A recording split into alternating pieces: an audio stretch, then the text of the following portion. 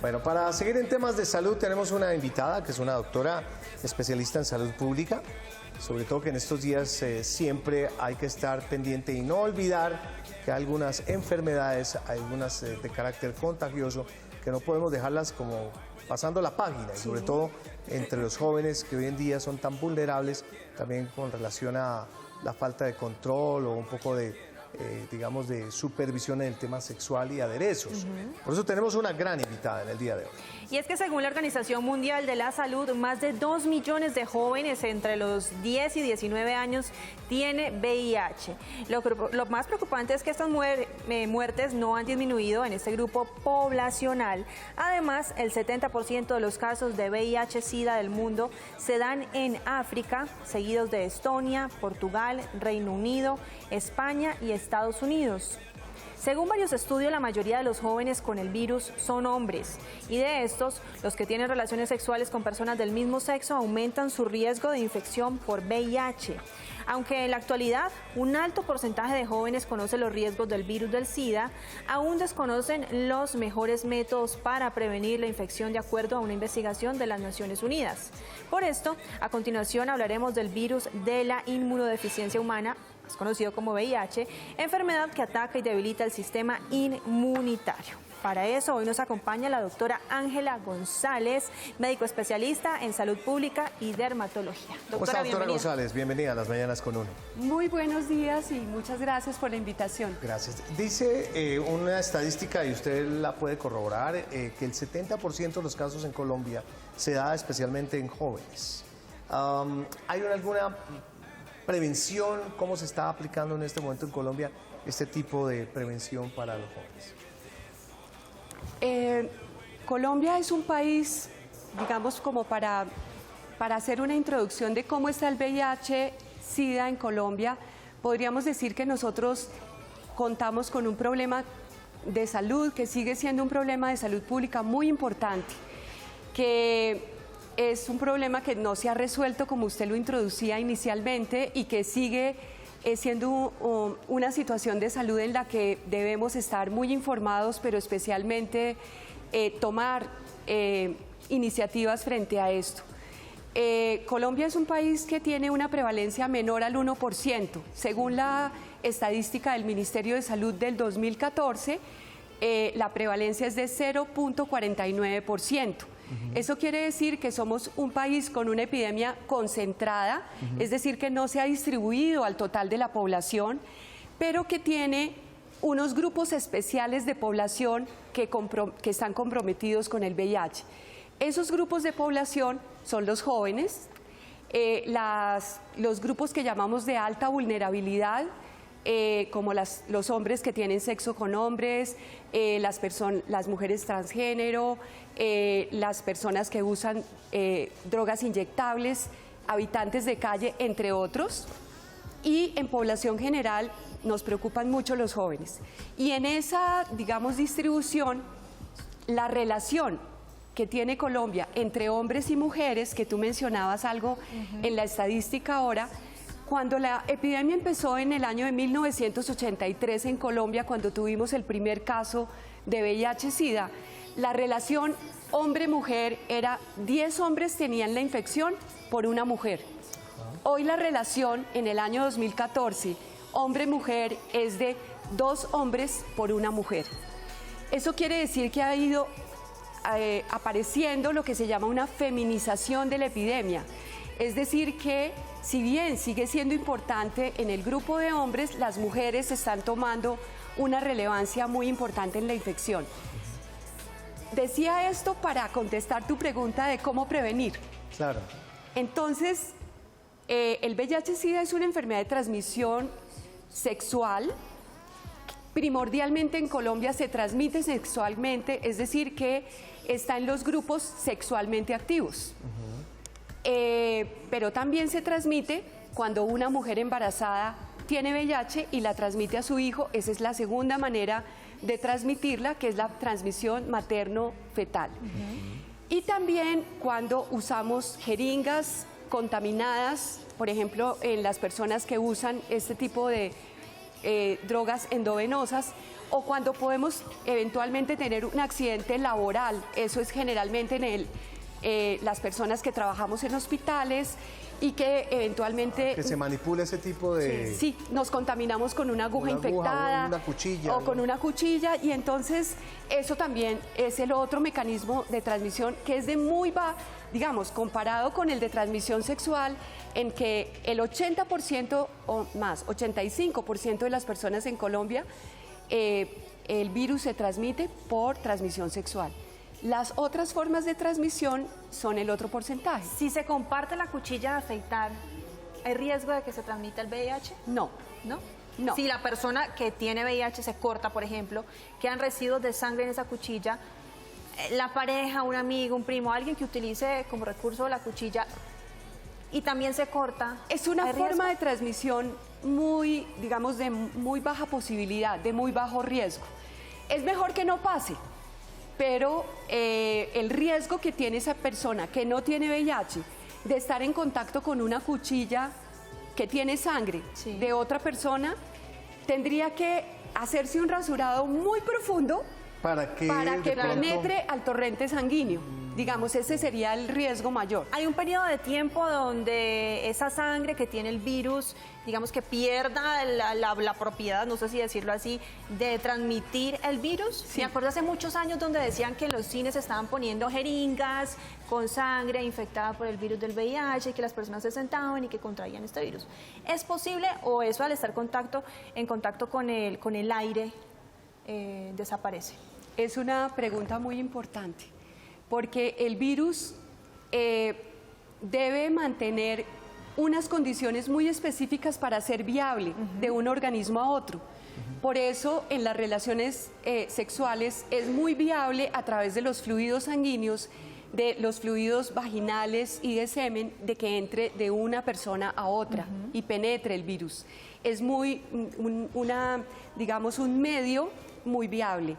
En cambio, si el virus sale fuera del organismo, como tú lo decías, por una cortada, el virus es muy poco viable fuera del organismo. Sí, se vuelve perecedero. Sí, Por exactamente. el mismo ambiente en que no se cultiva. ¿Sí? Exactamente, Bueno, exactamente. Ahora, si tú rápidamente utilizas agua y jabón, es la manera más fácil de evitar no solamente ese virus, sino muchas bacterias y muchos virus. Hay una cosa, doctora, que creo que en Colombia ha empezado como a romperse ese mito o incluso ese susto de saber que tenemos de alguna manera u otra que hacernos el examen de VIH, por muchas razones.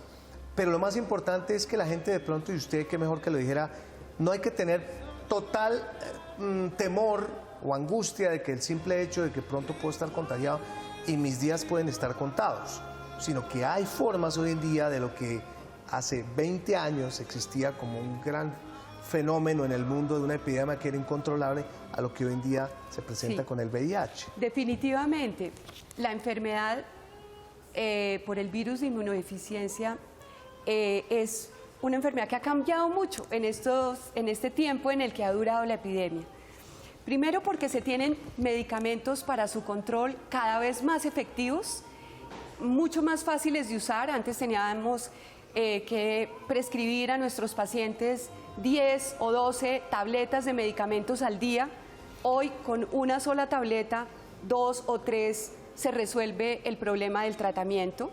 Lo que sí es cierto es que el tratamiento mejora la calidad de vida, produce mucho menos efectos tóxicos y esa calidad de vida aumenta su longevidad. Entonces, hoy estamos hablando de una enfermedad crónica, es una enfermedad de transmisión sexual que se convirtió en una enfermedad crónica. Sin embargo, hay muchas maneras mejores de prevenirlo. Podemos hablar entonces de esos mecanismos de prevención de los que usted habló al principio o planteó al principio. Definitivamente en VIH-Sida podemos prevenir la enfermedad cuando tenemos una conciencia de una buena salud sexual y reproductiva. Tenemos información de cómo debemos tener una relación sexual, de cuándo la queremos hacer y cómo lo podemos prevenir. Definitivamente el uso del preservativo o condón sigue siendo el método de barrera más importante para la prevención del VIH-Sida. Es por excelencia y es la recomendación que tenemos. El 99% de los casos se dejan de transmitir o se disminuye la transmisión y se evita por el uso del condón. Con un preservativo. Preservativo. Ahora, cuando hemos tenido relaciones sexuales sin el uso del condón, no protegidas, y tenemos dudas de cómo estamos frente a la infección, lo más importante es tomarse una prueba. Y hoy tomarse una prueba es muy fácil. ¿Cuánto tiempo después de la relación se debe hacer esta prueba? Hoy las pruebas que tenemos son, cada vez tenemos un diagnóstico mucho más sensible y más temprano. Podemos estar hablando de que hacemos un diagnóstico después de las 48 horas. Pero cuando uno tiene una duda de haber tenido una relación sexual no protegida y de poder estar en exposición, o otros casos que son muy desafortunados, que son las violaciones sexuales, en esos casos debemos hacernos la prueba inmediatamente. La sensibilidad que tienen las pruebas hoy son del 99%. Es decir, antes hablábamos de un periodo de ventana en donde después de tomarnos una prueba podríamos quedar con la duda y se debería repetir a los 3 meses. Hoy decimos, tómese la prueba inmediatamente, la sensibilidad es tan grande que muy posiblemente hacemos el diagnóstico allí y si hay duda, tomémonoslo al mes. Claro. Hay un tabú, doctora, que me gustaría que de pronto lo pusiera también un poco en explicación, que es, bueno, manera preventiva cuando hay promiscuidad a través de, digamos, de preservativos. Cuando existe una pareja que tiene una relación, digamos, constante desde ceros, a veces viene el temor. Dice, uy, pero es que no se sabe antes de nosotros casarnos, el señor tuvo sus momentos, ella también. Eso ya, digamos, no es tan válido, digamos, pierde vigencia un poco si su relación es estable durante X tiempo con otra persona, con otra pareja. Sí, digamos, lo más sano es que tanto hombres como mujeres hemos tenido una historia sexual previa, de relaciones sexuales previas en las que pudimos estar protegidos o no protegidos. Nosotros empezamos a tener entonces ahora una relación con una pareja con la que queremos compartir la vida y eventualmente tener hijos, por ejemplo, o simplemente queremos compartir la vida. Lo más recomendable es que los dos se hagan una prueba y miren cómo está su situación ante el VIH y ante otras enfermedades de transmisión sexual, por ejemplo, hepatitis B, hepatitis C. Digamos, lo recomendable es que tengamos una situación que nos evidencie cómo está nuestra salud cuando compartimos la vida sexualmente con otra persona y no queremos tener protección. Y por más de que sea una relación estable, en todo caso, respetarse uno y también a la pareja. De pronto de que sea una relación estable y esté por ahí brincando de un lado a otro. Entonces es y inestable. No se proteja. No, digamos que estable entre comillas, que sea su novia o su esposa de años y no se protejan y el señor o la señora tengan sus relaciones, sus encuentros por ahí. Doctora Ángeles, perdóname que la interrumpa. Vamos a seguir con usted porque el tema es muy interesante, sobre todo que estamos también abriendo la línea telefónica 410-7325. Muchos televidentes también tienen inquietudes para usted en las redes y testimoniales, pero será en un momentico, si me permite. Seguimos con la doctora Ángela González Puche, médico especialista en salud pública. Estamos hablando de un tema supremamente interesante que es el VIH y especialmente en jóvenes. Tenemos una inquietud de un televidente para usted, doctora. Por favor, claro que sí. métela. ¿Hay peligro de tener una enfermedad por transfusión de sangre?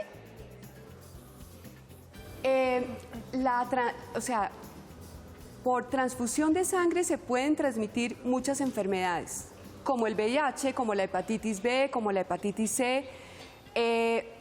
Lo que es cierto es que en el país ese riesgo ha disminuido casi al 0%. ¿Por qué? Porque existe un programa de control de sangre segura liderado por el Ministerio de Salud y el Instituto Nacional de Salud, que permite que la sangre que va a ser, que va primero, que la persona que va a donar su sangre, esa sangre siempre es tamizada con todas esas enfermedades que pueden transmitirse por la sangre.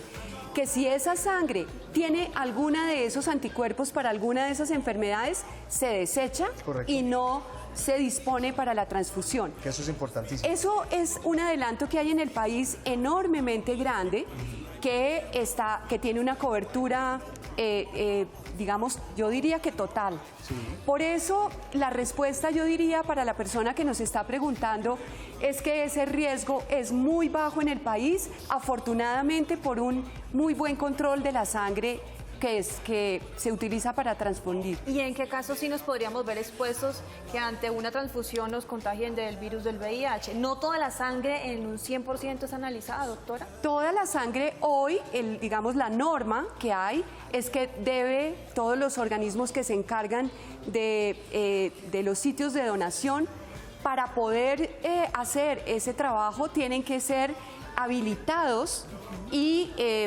demostrar que están utilizando el tamizaje para sangre segura. Eso, digamos, es una norma, pero hubo casos en Colombia anteriormente donde hubo transmisión, desafortunadamente, por falta de control. Hubo casos de hepatitis B, hepatitis C, incluso de VIH, y esos casos fueron una alerta muy importante que le dieron muchas lecciones aprendidas al sistema de salud para que hoy no ocurra eso. Ya. Muy bien. Tenemos unas preguntas de televidentes para usted, doctor. Oye, ¿es mito o realidad que la enfermedad se puede adquirir mediante un tatuaje? Es una posibilidad muy poco probable, como hablábamos ahora. La posibilidad de que se haga a través de un tatuaje es porque se hizo un tatuaje eventualmente con una persona que tenía VIH. No se hizo una asepsia de esos instrumentos y se aplica en otra persona haciendo una penetración profunda, lo cual es muy poco probable en las dos circunstancias. Entonces yo diría que es la menos probable de las posibilidades para la transmisión del VIH. Es que volvemos al mismo tema, ¿no? Incluso en las peluquerías, ¿no? Que muchas veces viene el susto de que entonces de pronto la barbera o el barbero... O cuando arreglan las uñas. Exactamente, cuando no arreglan las uñas, con las tijeras y demás. Lo que usted acaba de decir es clarísimo. Mientras no penetre demasiado, digamos, ese instrumento que puede estar infectado, pues la cosa no es tan grave. Pero incluso que el virus, como lo habíamos dicho anteriormente, dura muy poco tiempo en el medio ambiente. Entonces la posibilidad de transmisión de esa vía es muy poco probable. Ahora, en los centros de estética, en los spas, donde de pronto hacen ciertos tratamientos inyectados, donde utilizan agujas, donde sangramos, ¿es posible contraer el virus, doctora? Realmente, digamos, se requeriría de unas condiciones muy especiales y yo diría que es un mecanismo de transmisión para el VIH-Sida prácticamente inexistente. Yo más me preocuparía por los mecanismos de transmisión demostradamente importantes, como son la transmisión sexual y el no protegerse de una manera segura en las relaciones sexuales. Esa, digamos, es donde deberíamos prestar mayor atención y en la transmisión madre-hijo para que tengamos la seguridad de que las mujeres embarazadas no están sufriendo no tienen la infección por el virus del VIH. Y otra cosa, doctora, en las relaciones sexuales solamente entre contacto genitales hombre-mujer, hombre-hombre, mujer-mujer, pero en otra clase de circunstancias también, o juego erótico, ¿se puede dar contagio de virus? Bueno, entonces, la transmisión que ha demostrado ser más eficiente son la transmisión sexual de parejas heterosexuales o de hombres que tienen sexo con hombres. De hecho, dentro de, digamos, la estadística que tiene el país, la mayor prevalencia en población vulnerable es la prevalencia en los hombres que tienen sexo con hombres. Ahí es donde hay una mayor número de casos demostrados. ¿Pero solo a través de contacto o penetración de genitales? Sí, exactamente, penetración de genitales. Las otras posibilidades que son, por ejemplo, el sexo oral, tiene muchísima menos posibilidad, casi cero, de tener una transmisión por el virus del VIH. Correcto. Muy bien, más inquietudes de los televidentes. ¿La enfermedad se puede adquirir por el uso de baños públicos? No, no tiene ninguna opción de que el virus del VIH se transmita en un baño público por contacto con la taza o con el lavamanos. No, definitivamente. Sí, enfermedades. Sí, exacto. Ese es un mito que no que tenemos que VIH no, de pronto otro tipo de contagio, sí. Bacterias, por ejemplo. Y de pronto un tema más de aseo. De como aseo, tal, ¿no? pero no para el virus del VIH. No para el virus del VIH, perfecto. Bien, redes sociales también tenemos, Mónica. Más inquietudes a través de las redes sociales, @mananasconuno en Twitter y en Facebook también nos preguntan. Nos dice David, si tengo la enfermedad pero tengo buena alimentación y realizo actividad física, ¿me sentiré mejor? ¿La enfermedad no me afectará tanto? Definitivamente lo que dice David es muy importante. Cuando una persona tiene diagnóstico por el virus del VIH, primero que todo debe estar asistiendo a un programa de atención integral para atender su enfermedad, porque ya está diagnosticado y lo que tenemos que hacer es darle un tratamiento antirretroviral, darle unas recomendaciones nutricionales, tenerlo en un estado de salud que le permita vivir con el virus del VIH sin que tenga problema. Pero primero que todo debe tomar el tratamiento antirretroviral, que hasta, digamos, el conocimiento científico que tenemos es un tratamiento muy efectivo que puede lograr. De hecho, todos los tratamientos antirretrovirales que hoy prescribimos a nuestros pacientes en las instituciones prestadoras de servicios como la que tenemos en Mederi, en el Hospital Mederi tenemos un hospital que está a cargo de un grupo muy importante de personas que viven con VIH en la ciudad de Bogotá. Tenemos 1.050 personas que atendemos mensualmente. 1.050 pacientes solamente en nuestro hospital. Sí. Y las atendemos mensualmente, prescribiéndole el tratamiento y tratamiento que deben tomar diariamente y durante toda la vida hasta que no se demuestre científicamente que podemos curar la enfermedad. Hoy no podemos curar la enfermedad, la podemos controlar.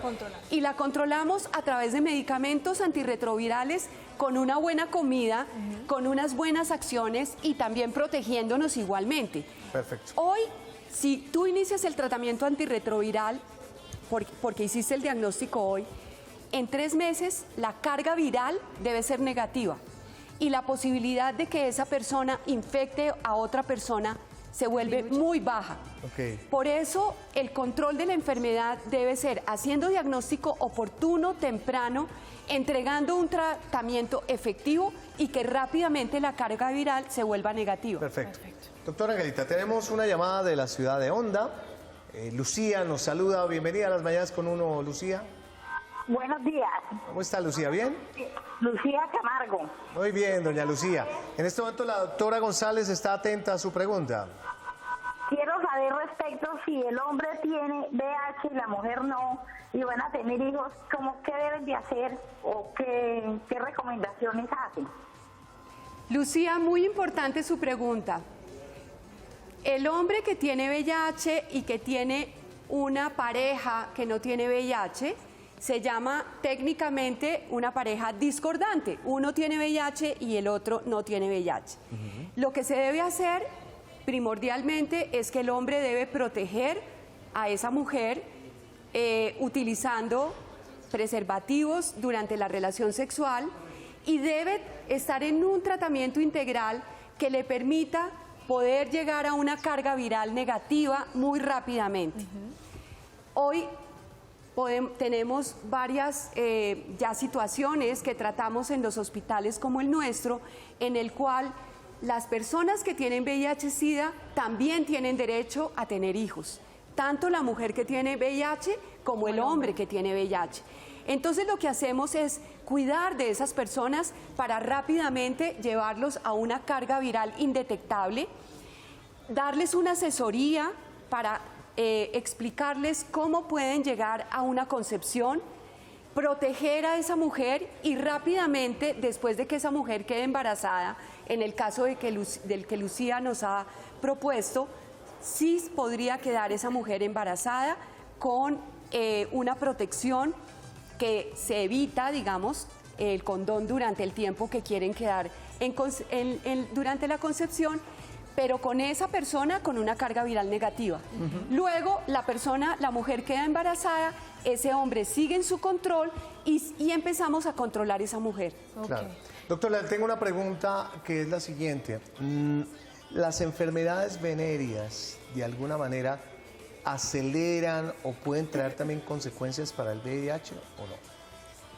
Lo que llamábamos enfermedades venéreas, hoy las llamamos enfermedades de transmisión sexual. Ajá. Es decir, enfermedades como la enfermedad por el gonococo, la gonorrea, la sífilis, entre otras. Cuando uno tiene relaciones sexuales no protegidas, puede adquirir esas enfermedades y el VIH. A veces están muy relacionadas. Eso, exacto. O sea, se pueden confundir o pueden estar mezcladas, se puede decir. Sí, podemos tener personas, y de hecho tenemos pacientes, que además de tener VIH, tienen sífilis, o tienen gonorrea, o tienen hepatitis B. Son una serie de enfermedades, todas ellas de transmisión sexual, y que nos están diciendo una cosa: no hubo prevención. Y no sigue habiendo prevención. Yo creo que aquí hay un mensaje muy importante, y el mensaje es que la prevención empieza por uno mismo, por la importancia que cada uno de nosotros le demos a nuestra vida y a nuestra vida sexual, al respeto por nosotros y por el otro, y al poder tener no solamente una información, porque a veces tenemos una información de que el VIH se transmite de esta manera, de que las enfermedades de transmisión sexual, pero pensamos que eso es de la vida de otros, no de nuestra vida. Y resulta que también es de nuestra vida. Estamos expuestos. Y que todos estamos expuestos, y las actitudes que debemos cambiar son también de nosotros. Nosotros debemos hablar con nuestra pareja, hablar de estas cosas, respetarnos cuando tenemos una relación íntima y una relación sexual, y también hacer unos pactos de cómo vamos a continuar esa vida para protegernos cada uno. Es cierto. Maribel, tenemos una inquietud final aquí en las redes sociales. Nos pregunta Maribel: quiero saber si por medio de centros odontológicos se transmite la enfermedad. En los centros odontológicos, y yo creo que ese también es el mensaje que veníamos dando antes, la buena asepsia, lavado del instrumental de cualquier paciente que uno utilice, previene, eso solamente, agüita y jabón y los antisépticos que usamos, previene el traspaso del virus de un paciente que eventualmente uno le hizo algún procedimiento para que pueda pasarlo a otro. Entonces, eso es algo de lo que hemos trabajado muchísimo, y hoy no hay transmisión sexual a través de procedimientos odontológicos. No existe.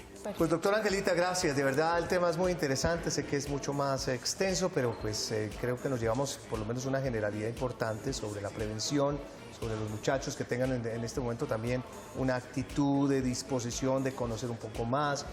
Considero que un poco el tema homofóbico se acabó en el país también, porque anteriormente existía ese estigma de que si tú tienes VIH tienes que estar muy lejos de mí. Creo que eso ha entrado dentro de una cultura que, gracias a personas como usted, que nos puede explicar claramente este tema. Doctora Ángela, ¿se encuentra en redes sociales? ¿La gente la encuentra usted a través del Facebook o alguna red social? No, pero en el consultorio. Tendría que hacerlo. Pero por favor, claro que sí. Pero de todas maneras, en la página web de Mederi, el hospital donde estamos, y que, como les conté, tiene un programa de atención integral muy importante, allí pueden encontrar información más amplia que la que hemos dado acá. Perfecto. Y solamente un mensaje para los jóvenes de Colombia, aprovechando que estamos en este programa, y es proponerles la importancia que tiene la protección de cada uno de ustedes como jóvenes en sus relaciones sexuales, y tomarse la prueba de VIH. Eso hay que hacerlo para poder hacer un diagnóstico oportuno. No tengan miedo de hacerlo. Y a propósito, doctora, ¿se debe hacer de manera rutinaria? ¿Cada cuánto debemos tomarnos la muestra o el examen del VIH? Digamos que eso depende de nuestra vida sexual, por supuesto. ¿Pero por lo menos cada año? Por lo menos cada año, pero miren una cosa, a todas las mujeres embarazadas hoy en Colombia, de las cuales hay muchas que son muy jóvenes, se toma la prueba de VIH en el primer trimestre y en el tercer trimestre. los hombres se lo deberían tomar igualmente. Tenemos derecho por nuestro sistema de salud, está en el plan obligatorio de salud, vaya a su médico y pida la prueba. Perfecto, muy bien. Doctora Angelita, muchísimas gracias, Muchas por gracias estar con nosotros.